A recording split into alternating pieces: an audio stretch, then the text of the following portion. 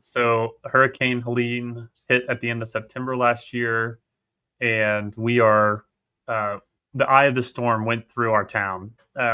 So the Swannanoa and Black Mountain are neighbors, and Swannanoa, a large portion of it was completely underwater. You could see rooftops. A lot of people have probably seen those pictures. The people on rooftops and houses.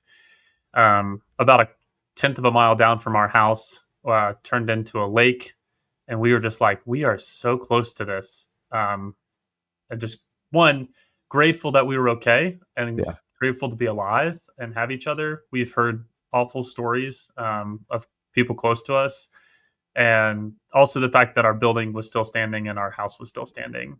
Um, we we would I'd make trips up to Montreat, which is like a little mountain town, and we threw underneath the power lines and stuff, and we would get creek water as high up as we could, and then we'd put it in our camping filter to live off of. And we had we like to camp out, so we have a camping stove, we have chickens, so we were getting eggs every morning and eating pancakes. I was like, honestly, we could live like this for a while.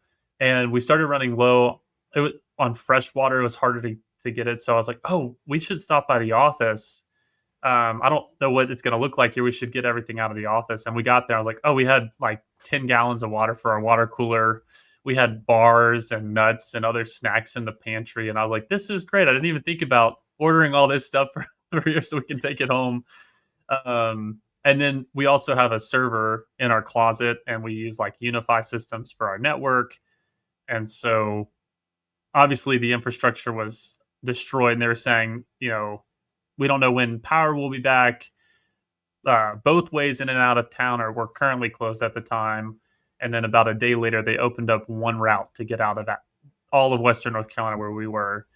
And so we're like, well, we could take the server, take the networking equipment so people can VPN to the office, and we can set it up at my parents' house in Roanoke, Virginia. And we'll just stay with them because the town was also asking people to leave. They just said, we don't need any more demands on our resources.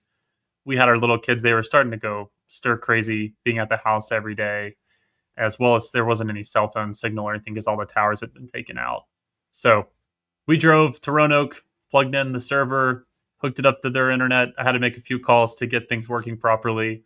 And then our team could work from my parents' living room, technically.